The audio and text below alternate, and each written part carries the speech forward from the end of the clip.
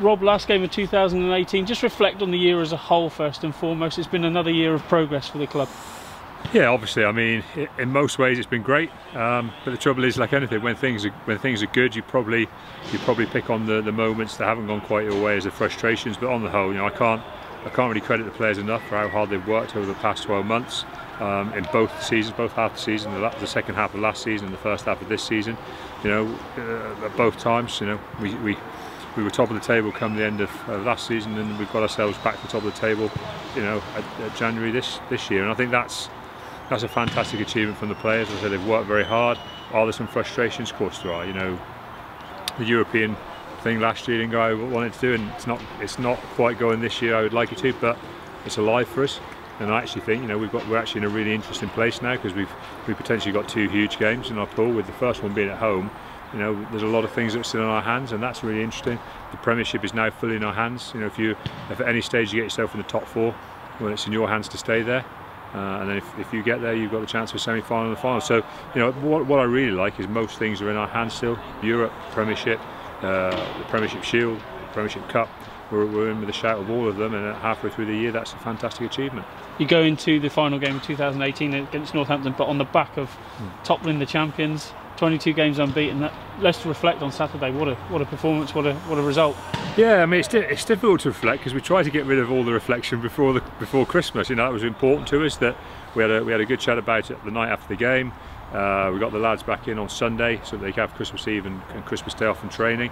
You know, we got them down the marine camp. They did a bit of a swim and a bit of a review, and we talked a lot about that game. But to get it out of the way so that we could concentrate on Northampton now and not reflect on it too much. But the truth is, it was a really good performance from us, really well needed, and I hope it's one that gives us some confidence going forward, that actually we can face down any team on our day in any competition and go well.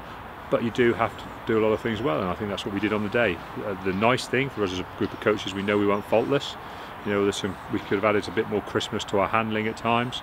You know, our scrum, you know, was back and forth against Saracens. Sometimes they had the upper edge, then we had the upper edge.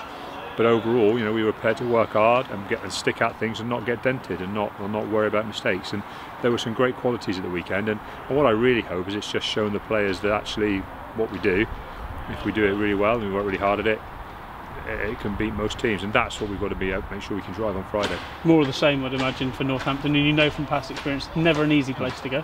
Well, I think it's the last few weeks have shown you a huge part of sport, rugby in particular, is a huge emotional battle, because if you think, you know, we've gone from, you know, people almost telling us we were in a mini crisis because we lost to Gloucester here, to now people saying, well, hold on a minute, extra back on form. Well, they're spaced apart by just a matter of days, really, training days, and that's the battle we've got to win first and foremost against Northampton.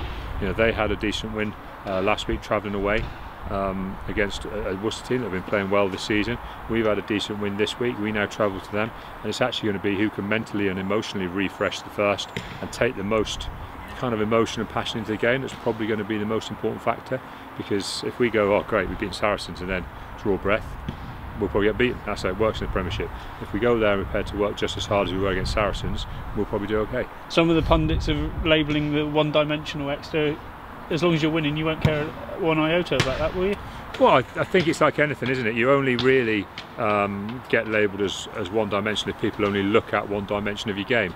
You know, so people will talk about, you know, that we scored more tries or pick-and-go tries, but there seems to be very little focus on how you get to being 5 metres out.